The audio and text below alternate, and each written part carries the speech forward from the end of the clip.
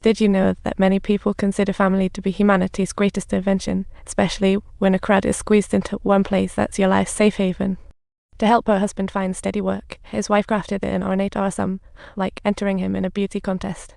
But unexpectedly, his low education and criminal record made finding a security job as hard as an Olympic challenge. Until one day, his son accidentally stuck gum on a car, and the owner erupted like a volcano, yelling at him. This little misunderstanding sent Richard's emotions on a rollercoaster ride, while his wife swooped in like Superman to stop it. The arrival of the police would only make things worse, like accidentally adding salt to your ice cream at the beach. This innocent question unveiled deep humiliation, leaving the family silent. Richard temporarily shelved his pride, like an ant on a hot skillet. Desperate, he turned to an old friend from the underworld for help, who finally hooked him up with a janitor job at the Feeder's snack factory. But when he got the application, Richard was dumbfounded. This job actually required a high school diploma, which was like seeing an alien. In the end, his wife concocted a fake high school diploma for him, which made his conscience squirm. But for the family, he ultimately chose. The next day, he walked into the Feeder factory with his heart beating wildly, akin to a nervous little rabbit.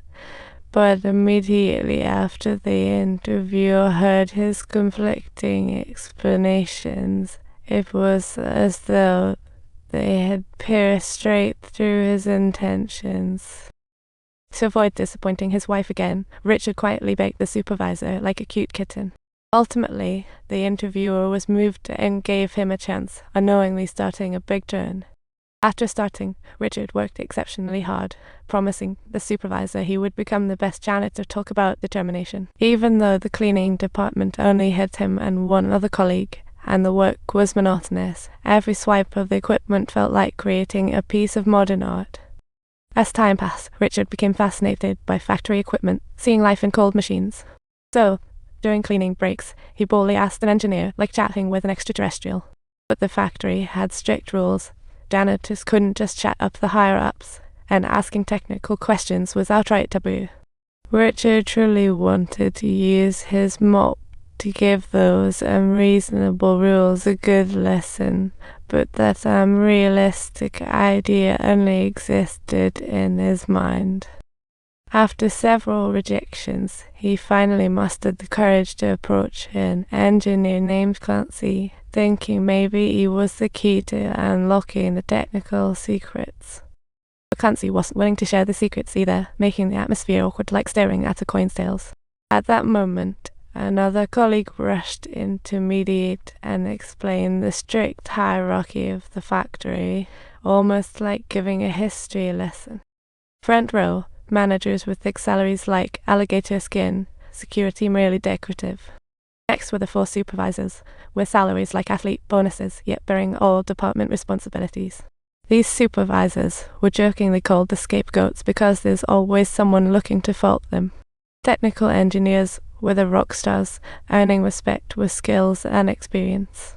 Clancy struggled to break through due to his skin color, but his skills earned him admiration from many higher-ups.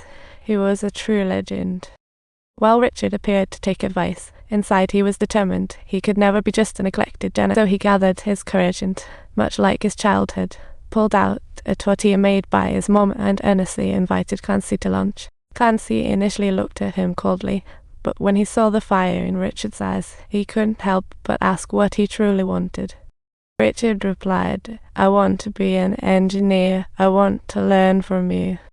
This statement put Clancy at ease, and from that moment, Richard scrubbed appliances while secretly learning, like a thief taking notes. Though he only had an elementary school diploma, he firmly believed knowledge is the only barrier perseverance and practical work can break through the toughest ceiling. Until one day, Richard noticed a small batch of potato chips got burnt like an uncontrolled unicorn. He promptly alerted Clancy about the high temperature, but the old engineer, like facing a mentor's test, casually said, "The brown chips.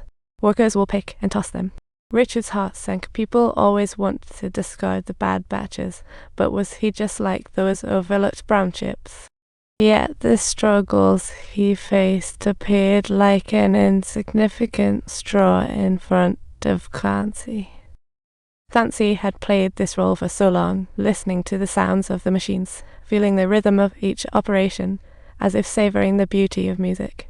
pointed to the source of the sounds, explaining, "I just listen. I can tell you which machine has the problem. I just keep my mouth shut and listen." Richard closed his eyes trying to discern the sounds, but still couldn't manage. Clancy said, "Oh, you'll get there." This meant he officially became Clancy's apprentice, embarking on a brand new journey. He arrived an hour early daily to observe equipment, a super cleaning hero. He often worked late into the night, like a tireless workaholic investigating the causes of failures. In just a few weeks, he mastered several mechanical operations and basic repair skills as if he had navigated a maze. At the month's employee review, he was named Outstanding Employee. What a lucky guy. But clouds gathered as the national economic crisis hit in 1980, overlooking all his efforts. President Reagan cut welfare for the poor, drastically reducing factory orders, making this thrilling moment distant for him. Richard's path to promotion seemed blocked, and his salary kept deflating like a balloon. He repeatedly applied for a transfer to maintenance but was rejected, undeterred, evoking sympathy for his misfortune. In order to make a living, he ended up taking temporary work at a supermarket, becoming a mere jester in the tide of time. As despair set in, President Roger shot an inspiring video urging seeking opportunities in adversity, like an epic move. In the video, he noted factories worldwide face challenges, with crises birthing opportunities. You could be the next main character to change your fate. Subscribe.